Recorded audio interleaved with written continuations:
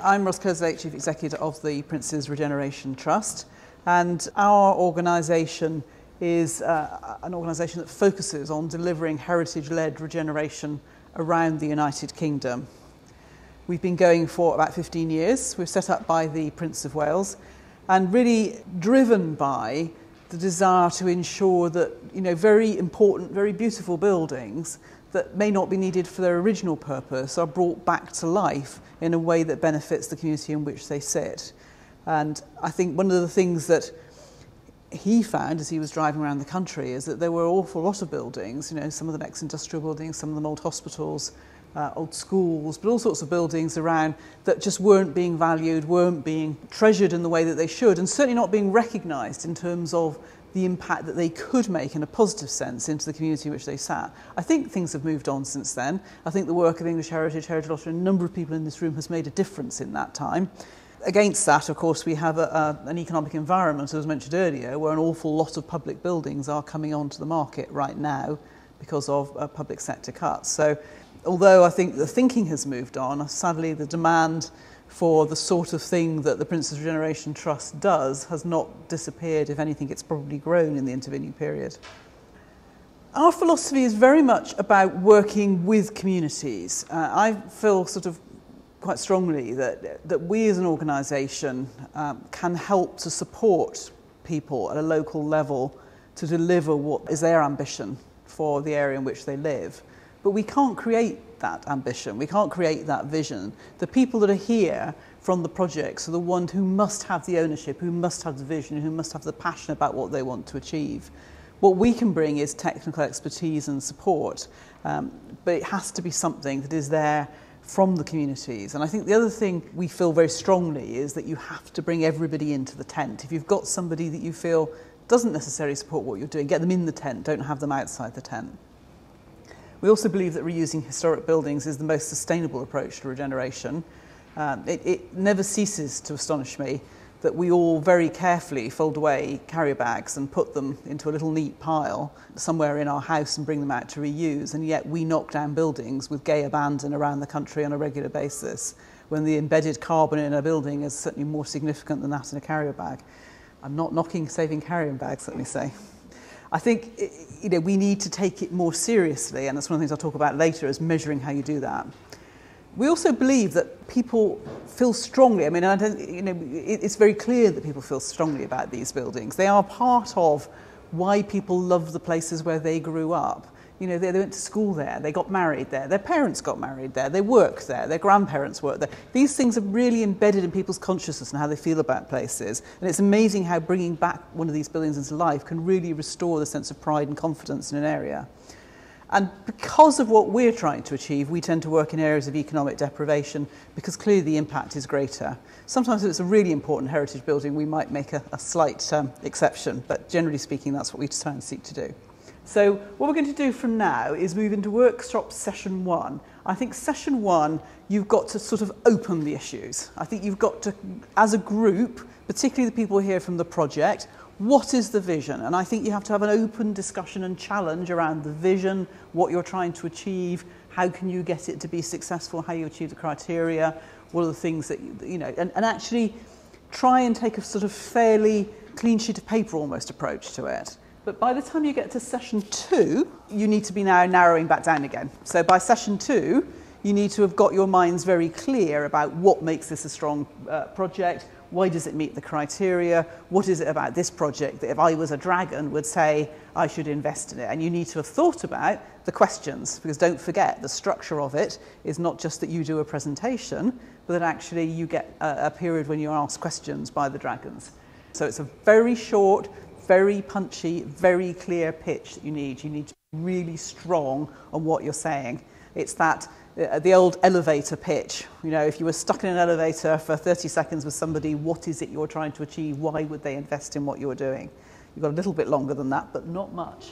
We will then have the feedback from the dragons, and during that period we will also say who is the winner, but also everybody will go away with something, hopefully not least the information they will have gained during these discussions. So what are the criteria? What are the things that we're looking for? I think first and foremost is the vision distinctive and clear, and does it fulfill a real need? It's all very well having an absolutely fantastic vision of what you want to achieve. You know, I would love to run, you know, a museum on, I don't know what, you know, somewhere. If people aren't interested, don't want to go and see it, you know, there's no demand for it. Or I'm going to set up a coffee shop because I'm absolutely certain that's what people need, when actually there are no people around there to use it. You know, so it's not just do you want to do it and have you got a clear vision, but are you meeting a need? Is there a reason why that thing should be there? And that can often be quite tough, actually, if you've got a really strong passion about what it is you want to deliver. Will the project attract capital investment? And I thought Ian Morrison's description about where HLF is moving is very interesting. You know, we sit in interesting times at the moment. Public sector funding is very tight. Private sector funding is very tight, particularly bank funding. There are people still out there trying to invest in things, but you've really got to stand out from the crowd. It really doesn't matter who you're looking at, you've got to stand out from the crowd. So you have to think about what is it about your project which will make people put money into you, and the fact that you feel strongly about it isn't enough in itself. You know, it is one of the criteria, but it's not in itself. Will the proposed end use be sustainable? In other words, capital funding, and this, I know there are people who shoot me immediately I say this, capital funding is relatively easy. The really difficult bit is actually getting the revenue funding to work afterwards. It's making the thing wash its face once you've got the project up and running. And when I say wash its face, I mean wash its face without relying on ongoing support from public sector. One of the criteria that we as an organisation have had over the last 15 years is that is our definition of sustainability. And I have to tell you, in the last few years, we've been really glad of that. Because the trouble with public sector funding is it's fantastic, I'm not knocking it, but it is subject to exactly what we're seeing now. Political change, it's subject to environmental change. So if you've got something, I mean, obviously all types of funding are subject to change. You know, if you've got a set of little business units and all of a sudden there's a huge recession, you're still going to suffer, but at least you're managing that independently. You can control the levers, you can bring your rents down, you can make it more attractive, you can promote it. If you just get your funding cut because you were just unfortunately at the wrong end of the list of the things that the public sector was going to continue funding, then you have no control over that. So try and put yourself in a situation not just where your business plan is sustainable, but where you have control over the levers that make it sustainable. That you can do things if time gets tough, because otherwise you are at the mercy of somebody else and all your hard work could go down the drain at some point in the future. And then finally, but last but not least, is will the community group deliver? Has it got the right mixture of skills, governance and structure? And this is probably the thing that as an organisation we find takes the most energy and the most time in getting right, and it is absolutely critical.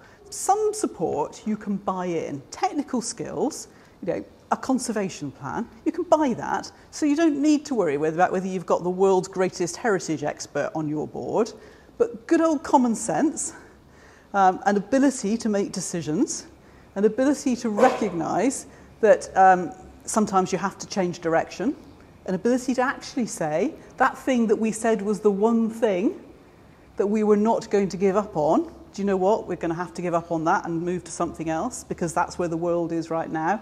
All of those skills, and not to mention, of course, good old finance skills and an understanding of whether the project is on track, whether there's an organisation, all of those you need to have within your organisation, within your trust. Doesn't matter what structure of organisation you've got to have core skills.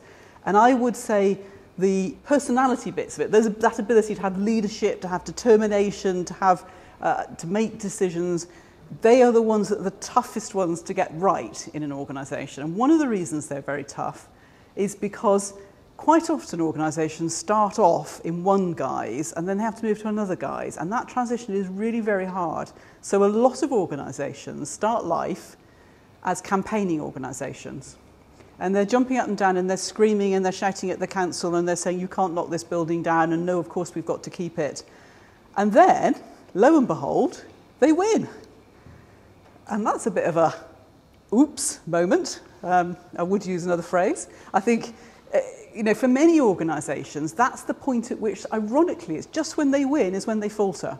Because you have to actually be big enough as those individuals to say, we won, we did it, but we're not necessarily the right people to take this project forward. What we now need is a different set of skills to take the project on, and that's the bit that can be really, really tough. Good campaigners don't necessarily make good project managers, and I think it's getting that mix right at the right time is one of the critical issues.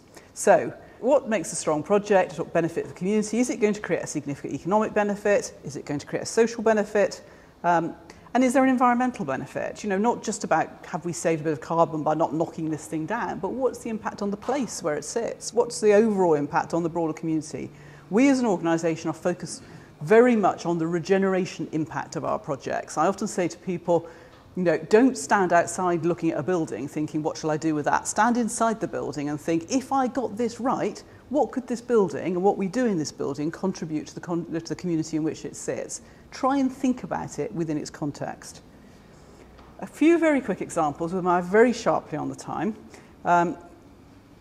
Some of the things lessons we've learned over a period of time. Get the vision right. We're lucky enough to have with us Fred Taggart, who was the first director of the Trust when it was set up 15 years ago. And this is one of the early projects he started, and it is absolutely fantastic. If you haven't seen it, try and go and see it. Sowerby Bridge. But when they first got together with the local community group there that was trying to, actually a mix of sort of business people there. They weren't sort of a bunch of sort of people who didn't understand what they were trying to do, but they had a relatively limited vision of what could be achieved. So one of the first things that they did, actually, and which Fred did with them, was to get them on a bus and go around and look at some stuff. So my first point is, go out and see what other people have achieved. Don't set your vision by what's going on in your local area. The chances are what you're trying to do is address what's going on in your local area. So see what others have achieved. They threw away their vision and started again after they'd seen what other people have achieved in other areas. So learn from others.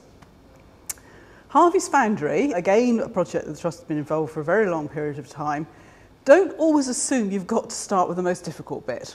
So Harvey's Foundry, Fred will be the first to say, arrived there, looked at it and very nearly got back on the train and said, you must be joking. This was clearly always going to be a very tough project. So what the Trust did, and I'll say in a moment, we actually helped set the Trust up, was it said, we'll do this in phases. And do you know what? We won't start with the most difficult bit. So they started with a drawing office and refurbishing that. But they also put some new build in. That seems really strange as a heritage project. What do you mean they put new build in? Well, what that gave them was immediate business units. It gave them the opportunity to create jobs and opportunities straight away. There was enormous untapped demand for it, and they have been filled ever since. And of course, it gave them a revenue. Above all else, here was a trust that all of a sudden had got an income stream. So it was a fantastic. In fact, they then went on to do more of them because they were so successful in the farm buildings nearby, and those have also been converted, you can see. And only now, as phase 3, is the Trust going back to that building, which was very difficult and which looked like it was an impossible challenge. The other one I wanted to just mention is sort of, and this is one where we had problems and we didn't succeed at first. So I'm sort of sharing you with our learning experiences. I always say to people, don't drive your project by the funding. I get very irritable with people when they say, we've got to do this because this is what will achieve HLF funding. Start with what you feel you want to achieve. What is the project? How should you get there? And then think about how you can fund it. So this is my vision. This is what we want to achieve. What are the funding sources I can... You may then have to temper it. That's reality. But start at least with the vision, sort of untrammeled by these things. In this case, we wanted to achieve this. The old Duchy Palace had been really kept out of the public eye for a long period of time. So we wanted to achieve public access to it. We bought it pretty well at auction. It had been closed for hundreds of years for one reason or another. So we wanted to have a community access. But we weren't able, we tried twice, and we weren't able to secure heritage lottery funding. So we had to rethink. And what we've done is rethought the whole project and pulled it together using business plan units and mix of retail. That has enabled us to pull a different package of funding together. We haven't had as big a community element to it at the end of it as we would have liked, but we've still got the building open to people as much as we possibly can. It's back in use. And I guess one of the things it taught us is you have to be able to regroup. You have to be able to regroup, think again, and come at something in a different way. We've now got a pretty complicated set of funding, I have to say, which I won't bore you with, but it's happening. It's on site right now, and in fact, it will be completed early next year, and it's going to be a wonderful restoration. One or two key partners like English Heritage who have really stood behind it.